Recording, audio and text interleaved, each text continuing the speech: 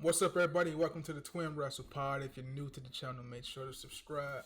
All right, man, we're going to go over Summerslam Night 1, which was really, it was really a decent, I ain't going to say decent, that's playing it below average. I ain't going to say great, but it was a little bit above, a little bit below great. It was a really good night that they had. Like, start with the tag team, which we'll get into in a minute. Roman and Jay versus Bron and Bronson. Very good match. Good way to kick off the show. Main event, Punk and Gunther. Awesome match. A lot of things you want from a world championship match.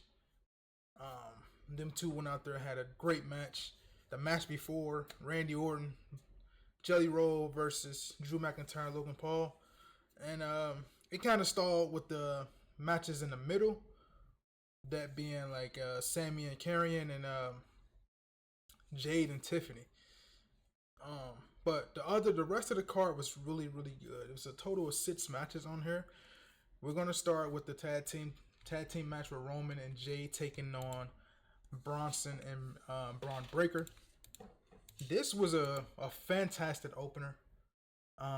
Showing you everything that you already know when it comes to the bloodline with Roman and Jay. They made a great point here. Like in the build-up, in the commentary, they made a great point about Paul Heyman saying, how can Jay team up with Roman again after all the abuse that Roman put him through when they was in the bloodline together years ago. But Jay retorted to that pretty much. And it showed in this match, and it showed throughout his run so far that he's standing on his own too now. He a former world champ. He won the Royal Rumble this year. And he's like a megastar now. Like, and if none of that wouldn't be possible if it wasn't for Roman Reigns, which we all know.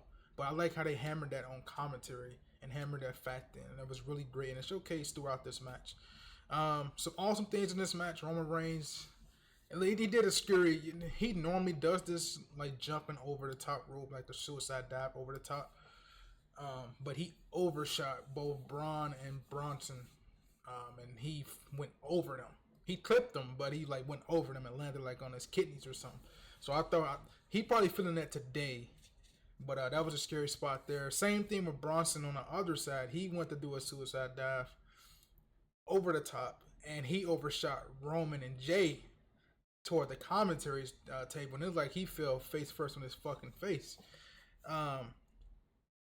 Good thing both of them guys were good. They went through the match, no problems. Good thing from Bronson, because he literally just came back from injury. So we don't need him fucking getting hurt yet again in this situation when already Seth Rollins has been hurt.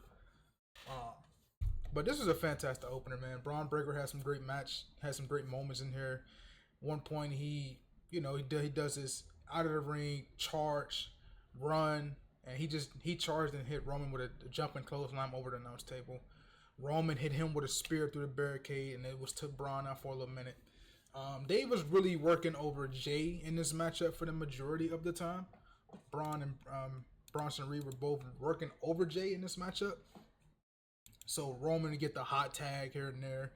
And this was a very good matchup, man. Like, very great way to kick off SummerSlam. We got to see more Roman Reigns, man. Like, Roman brings that big fight feel. And actually, this is at the start of the match where they replayed Jay's music and they start yeeting again. Right here. But, man, we need Roman back on TV, bro. Like, he bring that big fight feel. He got to get his come-ups on Seth sooner rather than later, man. But this was a fantastic match, man. Definitely watch this matchup at SummerSlam Night 1. This is a hell of a match. 4 guys went out there and pulled out all the stops in this matchup. So my hats go off to these guys for killing it the way they were. With Roman and Jay coming out on top. And this is the part where Roman overshot Bronson and Braun. I think it wasn't no surprise that Roman and Jay were going to win this matchup. We always figured that basically based off what happened at Monday Night Raw this past Monday with Braun and Bronson standing over top Jay and Roman to end the show. So we already knew that Roman and Jay were going to win. It was surprised that Jay picked up the win, but it fit the storyline of him teaming up with Roman. Like, he stand on his own too, so he can carry his own now, right? And a pretty cool way for the finish was Bron was going for his spear, but as he was charging, Roman pushed Jay out of the way, and Roman ate the bullet of the spear. And Jay went out and hit Bronson with the super kick, and he hit him with the Uso splash to pick up the win. I like this outcome just because it keeps Jay's momentum while Roman is going to be away filming the Street Fighter film. It keeps Jay's momentum going upwards, and possibly he may be the next guy in line for the World Heavyweight Championship after this. Seeing that he beat Roman, seeing that he beat Bronson and Bron. So, fantastic match, man. Like I say, I can't say more enough about this matchup. This is a very good matchup. And just goes to show, man, when Roman's there, man, he brings that energy to whatever match he's in. Tag team, triple threat, no matter what it is. Great win by both Roman and Jay. So then we get to our next match. We have the Women's Tag Team Championship matchup. We have Alexa Bliss, Charlotte Flair going up against Roxanne Perez and Raquel Rodriguez of the Judgment Day. Now, this matchup was a really good matchup as well. Like, not as promoted as it was, not like had that much story behind it. Yeah, it got history going back to Evolution last month, but it wasn't really like WWE didn't really put like no stock or nothing like behind it really. It was just okay. Charlotte and Alexa get the next shot, and boom, that's it. We here. But these women, all four women, got a chance to shine in this matchup. Raquel worked the bitch style, and she had a couple moments in here that was really good. Roxanne was like the workhorse of the team, obviously, because she's a little smaller and she can do a little more faster things. But she did her thing as well, man. At the beginning of the matchup, Charlotte and Alexa had a miscommunication who was going to start. Roxanne and Raquel capitalized on that by attacking both of them at the start of the match, and then Alexa Bliss was the de facto person to start the match for their team. And during that point, Roxanne and Raquel just worked on Alexa Bliss the majority of the match until Charlotte got the hot tag for real for the most part. There was some areas where they exchanged hot tags, like Charlotte would come in, have a little moment here and there. She get cut off, her heat get cut off by Judgment Day. Then Alexa would come in, and then her heat would get cut off, and then reverse, and then Charlotte would come back in. So it was multiple spots in there, and they booked this around like the miscommunication aspect of Charlotte and Alexa. It was at one point during the match, toward the ending of the match, that Alexa Bliss was trying to hit Raquel Rodriguez from behind, but it was very subtle. Roxanne pulled Raquel out of the way, and Alexa ended up hitting Charlotte at the end. And you had that momentary look of like, oh shit, did she mean to do that? Miscommunication that they keep working in throughout the entire matchup, which was pretty cool. I like that. Roxanne and Raquel tried to capitalize off that, but Alexa Bliss came back in the ring and broke that miscommunication that she had with Charlotte up by saving a pinfall with this nice over the top. They call it over castle if you're on the top ropes, but like a running over the castle on Roxanne to stop the pinfall. And the crowd was utterly behind Alexa Bliss for real. Like, Alexa Bliss was probably the most over woman in this matchup. Charlotte was behind her, obviously, because she's on the babyface team, but the crowd really loved Alexa Bliss for this match. And as she's going for Sister Abigail, Charlotte, the way they shot the camera shot is Charlotte creeped back up by her turnbuckles, and she just staring down Alexa Bliss like she's about to hit her with a kick or something, but she ended up saving Alexa Bliss and hitting Raquel Rodriguez with the kick, and Alexa Bliss delivered Sister Abigail to Roxanne Perez, and they picked up the win to hold the championships, which we have new women's tag team champions, y'all. I told y'all this was going to happen back at Evolution. It was designed at Evolution for them to lose the match but not taking a pinfall, so we can get to this moment at SummerSlam with them two holding the women's tag team champions and becoming the new tag team champions. It's a great move. It's a great move by WWE just because Charlotte and Alexa both can elevate these championships, and you can get more eyes, and hopefully what Becky's doing with Lyra can rub off on some of the women they put in the tag team division. If it's mateship tag teams or if it's tag teams that's already there, you can give the rub from Charlotte and Alexa, and get more eyes on the tag team scene. But this is a great matchup from all women involved. All women got their chance to shine, and we have new women's tag team champions. Now, we get to match 3. Karrion Kross versus Sami Zayn. And as you know from my predictions, at this point, I'm sitting 2-0 at my predictions right now. So I'm like, okay, cool, it's moving smooth. It's just the way I predicted everything to go. So we had the Sami Zayn versus Karrion Kross. And this match, it wasn't really like, well, how can I put it? It wasn't like epic, right? I don't think anybody thought it was going to be epic, but I thought more things were going to happen in this match. They went about 8 minutes. This is just standard, pretty much TV show matchup with a little bit of emotion, a little bit of here and there. I guess the bitch spot would be the Sami moonsault over the barricade, but this is all stuff you would see on a Monday Night Raw episode from these two. What I thought would have happened was what comes after this matchup. I thought they could have did a lot more in terms of the storytelling with this matchup. But WWE and Triple H decided to go the safe route. And the story of this match was the pipe, pretty much. Scarlett introduced the pipe, was going to give it to Kross. Kross was going to hit Sami, but Sami ducked it. Hit Kross with a blue thunder bomb. And the pipe rolled out of the ring. Scarlett picked it back up, gave it to Sami. And he was contemplating using it, but overall he just threw it out the ring. And the crowd booed. The fans were really behind Kross, and can you blame them for being behind Kross? No.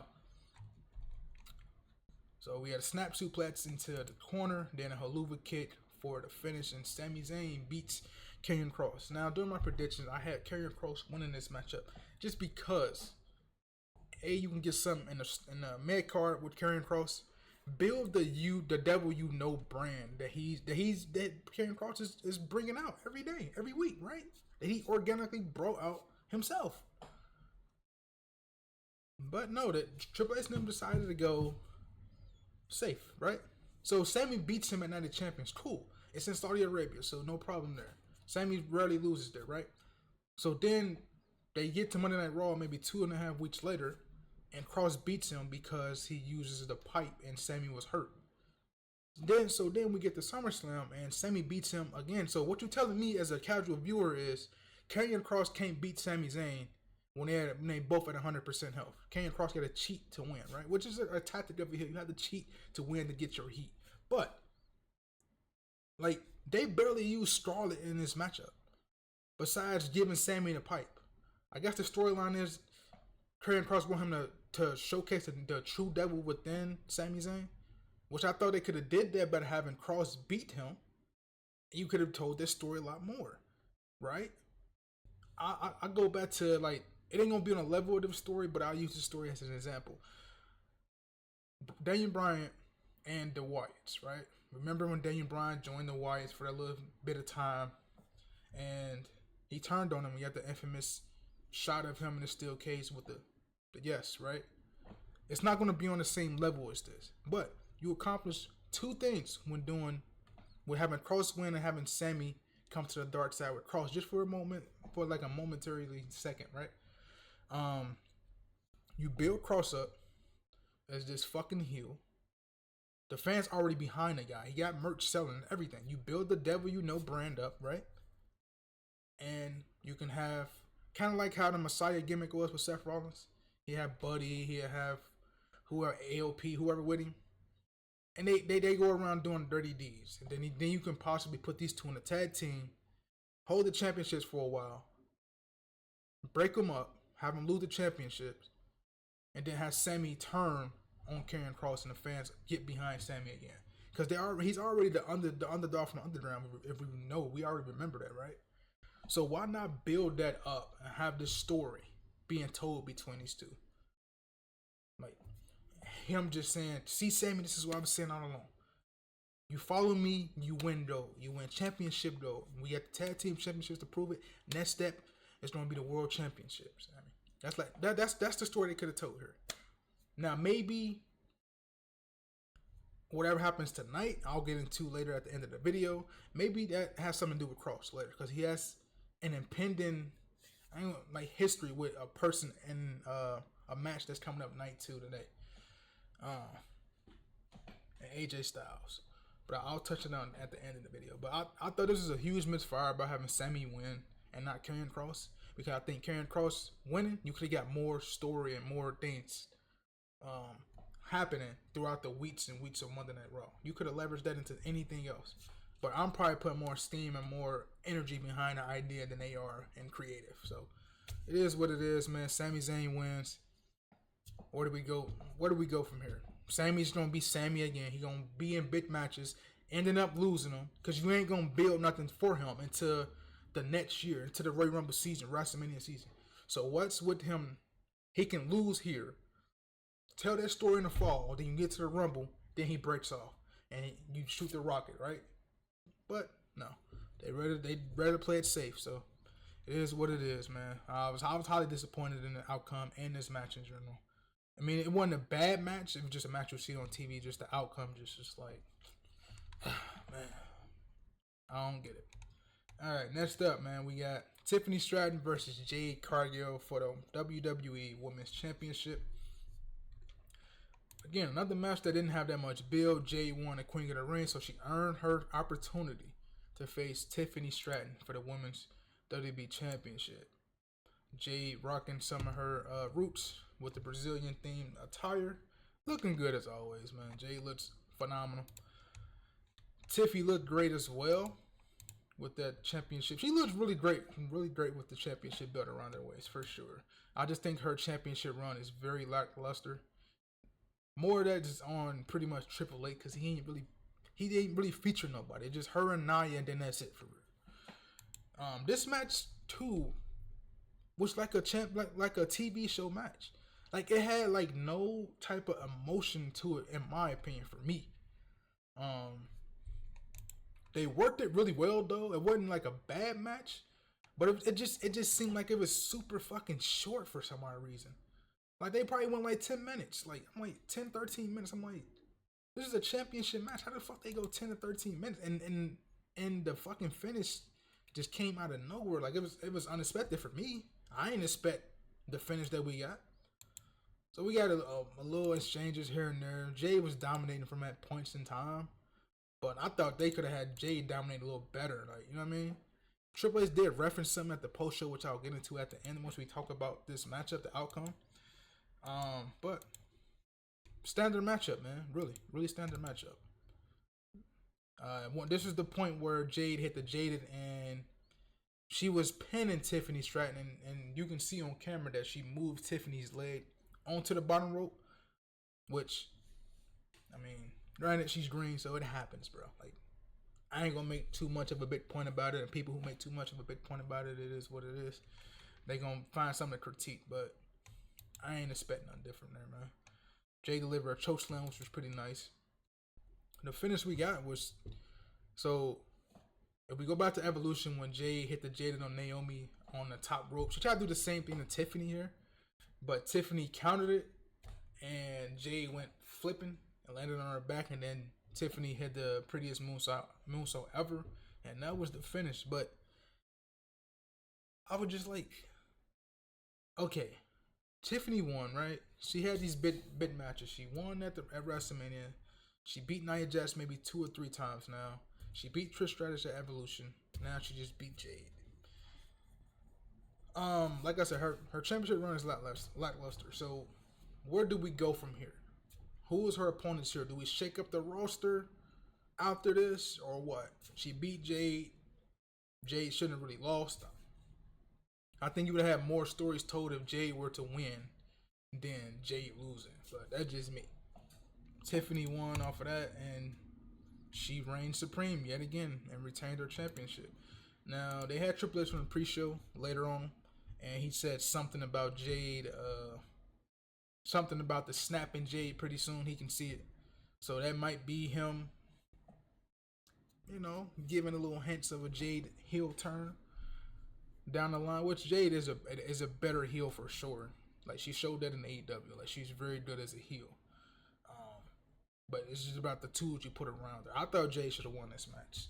So these two matches, they were okay. Sammy and Karrion and Tiffy and Jay were okay. But I was just like, damn, what the hell is up with these outcomes? Where do we go here?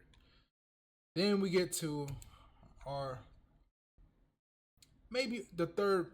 It's tough to rank this match, but this is a really good match as well. I'm not really surprised by who all was in this match. Even Jelly Roll, right? Jelly Roll had some. I told you guys what he was going to do, right?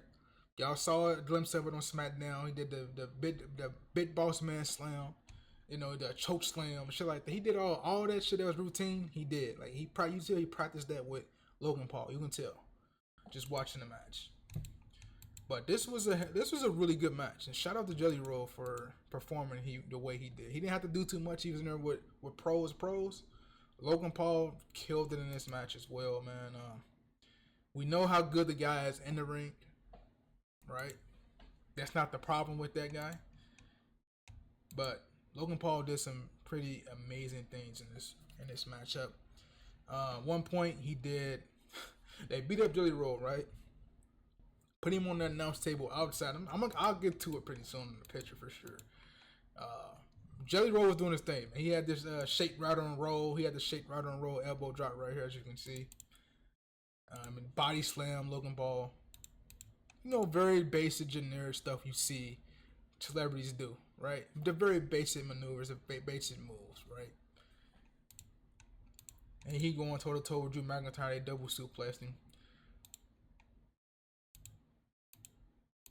But one point in the match, this was diabolical right here. This was diabolical, Logan Paul. You sick, man.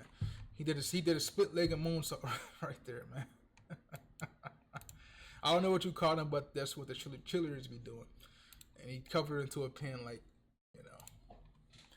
Then Randy Orton gets the hot tag, goes in there. The crowd is fucking out they seats after this point, right? Randy Orton gets in there, does his comeback, gets the crowd on his feet. DDT, back suplex on Logan and Drew McIntyre. Then Drew McIntyre came back with a Claymore, as you can see. Now we outside the ring. This is where things get insane. And there we go. Logan Paul gets up to the top rope with the 2 Prime bottles in his hand. Bashes him like he's Stone Cold with sunglasses on. He delivers a fucking frog splash to Jelly Roll on the outside announce table. Holy shit. Shout out to Jelly Roll for taking that bump, brother. Shout out to you for taking that bump, brother. They had the EMTs and personal trainer come check on him for him, and they was willing him out, helping him out of the ring, talking to his wife, saying he couldn't do it. Orton was getting double teamed, and Jelly Roll came back. The crowd was on their fucking feet when he came back, delivering everything. Jelly Roll was firing up, brother. That's what you call in the business. Getting this comeback, Logan Paul feeding him, and you got the infamous choke slam, but it was not enough as Drew McIntyre came in with a Claymore and RKO to Drew. Logan Paul threw Randy Orton into the turnbuckles, and Logan Paul and Drew McIntyre were victorious over Jelly Roll and Randy Orton. Very good matchup. Like those 2 matches before were like low points, but this is where it picked back up right here. The tag team match with Logan Paul, Drew McIntyre, Randy Orton, Jelly Roll. Very awesome match between these guys. Shout out to Jelly Roll for doing what he did. And at the post show, Triple H said you won't see the last. This won't be the last you see of Jelly Roll, so you might see him in future appearances, man. So expect another appearance by him at maybe, I ain't gonna say Survivor Series, but maybe the Royal Rumble or something. Then we get to our main event of the night. CM Punk decked out in his Fantastic Four gear. I loved his gear. I love this gear. There's another thing about this night. Everybody was wearing fucking black for the most part. Everybody. You had like a small percentage of people switching it up in different colors. CM Punk outfit was fucking dope. I've never seen him wear this color scheme before. Harkening to the Fantastic Four movie, it was fucking awesome. I love that. I love the background of Gunther's shot right here as well. Like his Titantron was really good. As you can see, CM Punk attire right there. Fucking awesome, brother. I love that A+ attire, CM Punk. This fucking match was hard hitting. Gunther was chopping the fuck out of CM Punk. Whether it was in the back, whether it was on his hamstrings, his chest, everywhere you can think and imaginable, Gunther was chopping the shit out of him. To the point to where you can see the actual blood on CM Punk's chest from all them fucking chops. that Gunther was giving him. CM Punk was trying to give Gunther chops as well, but don't nobody in the business chop as hard as Gunther. We all know that. You don't want to get in no chopping match with Gunther at all, bro. But it was a very standard, basic wrestling match at the beginning. Slow paced. Working on the limb. CM Punk was working on Gunther's arm the majority of the match. Trying to lessen the impact of them chops, but it didn't work, bro. It didn't work. Gunther used the other hand to chop the shit out you, and that's what he was doing to CM Punk, bro. Like, this match was pretty fucking hard. This was the best match on the show, for sure. I'll probably rank Roman them second, and then I'll probably rank Jelly Roll them third. But CM Punk, this is a main event world championship matchup. And as you can see him slapping the sweat off CM Punk. My God. They traded sharpshooters here. Awesome. And then we get to the fucking finish. And one of the beautiful things about pro wrestling, when everything is... Let me back up before we get to the finish. We're gonna harken on this point. So I'm glad I grazed past this, because there was a report yesterday before SummerSlam that Gunther was going to have surgery on his nose. So that was like an indication that he was maybe going to be dropping the championship. And then we got to this spot here. He hit his face first on that steel announce table. And he came back up, busted open.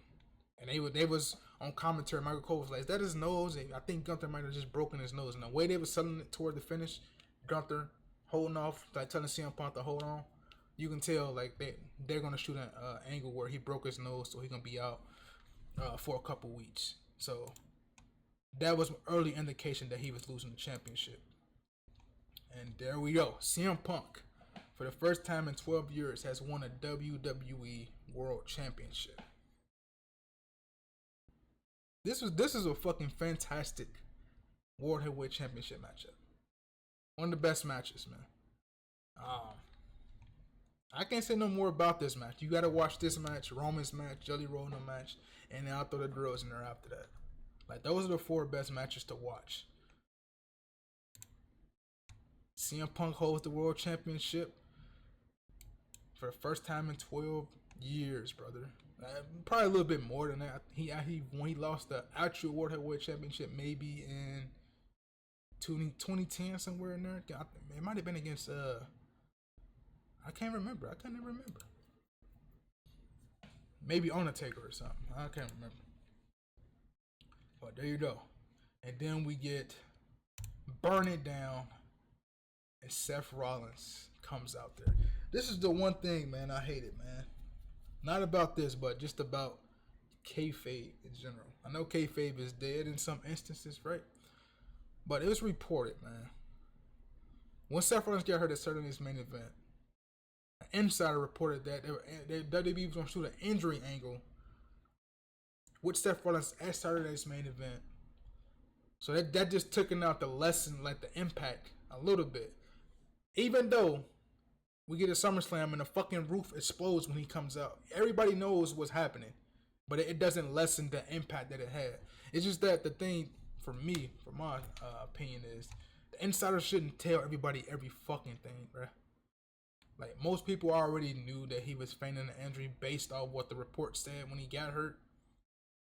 So he come out there on the crutches, turns his back.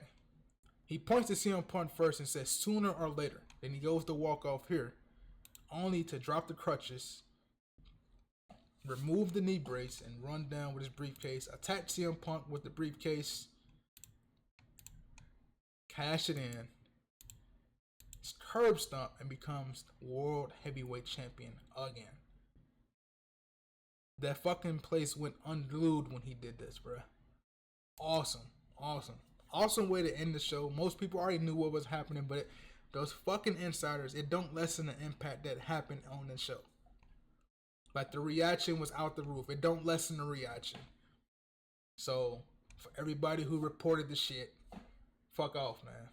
Some shit gotta be tight to the vest. And you get that with the WWE Unreal show that they dropped last week. But this was fucking awesome. Seth Rollins cashed in on Punk. I'm sorry he cashed in on my guy, but is leading to a bigger story, maybe with these two at WrestleMania for this same championship, with CM Punk finally winning the championship, overcoming Seth Rollins, overcoming Paul Heyman, and being the guy on top. So this may be our night one main event at WrestleMania. Barring injury. Let's pray for no injuries. But the end of the night, Seth Rollins is world champ. Bronson Reed to his right. Paul Heyman and Bron Breakker. Look at that fucking picture. So we ended with Seth Rollins becoming World Heavyweight Champion on night one of SummerSlam. Overall, a really good show. Overall. Minus those two matches, which was lower points when it comes to outcomes. But, very good night. Very good night of pro wrestling. We have another night tonight. Pre-show starts in like 2 hours. I'm not going to watch the pre-show. I'm going to watch the actual show. And we might, I just read a report earlier that they keeping everything close to the vest in terms of Cena and Cody Rhodes. So you can interpret that whatever you may. They kept the Seth Rollins thing close to the vest, even though most people knew what was happening. So ain't no telling what they got in store for the main event tonight. But let's go over the matches for the night. We have AJ Styles and Dominic Mysterio for Intercontinental Championship. And the thing with Karrion Kross is he have an ongoing issue, unresolved issue, I pretty much say, with AJ Styles. So if AJ wins tonight, maybe we get him across again, crossing paths, no pun intended. We have the TLC match, which is going to be bonkers and probably top everything that happened night one in terms of like high spots. We have Fraxium, Street Profits, Wyatt Sits, DIY, the Motor City Machine Guns, and Ray Phoenix, Ray Phoenix and Andrade. Cody Rhodes versus John Cena for the WWE Undisputed Championship. Naomi defending her World Championship against Rhea Ripley and Io Sky. Jacob Fatu versus Solo Sikoa. And I'm drawing a blank on the sixth match we have. Becky Lynch versus Lyra Valkyria. So, those are our 6 matches for tonight. Talk about the finishes from yesterday. I went like, I think 2 and 3. No, I think I went maybe 3 and I went 3. No. Only matches I got one right were the first 2 matches. The tag team, both of the tag teams. I lost the Carrier match. I lost the CM Punk match. I lost the Jelly Roller match. So yeah, I had a defeated record. So hopefully my predictions come intact tonight. But I think I might switch it up. I think they might drop the IC championship to AJ. So I'm gonna take AJ instead of taking Dominic. I'm gonna take AJ. And we'll see what happens, man. So I'll see you guys in the next video. It's going to be another review for night 2, and it'll probably drop tomorrow. You guys enjoy the show, man. Peace out.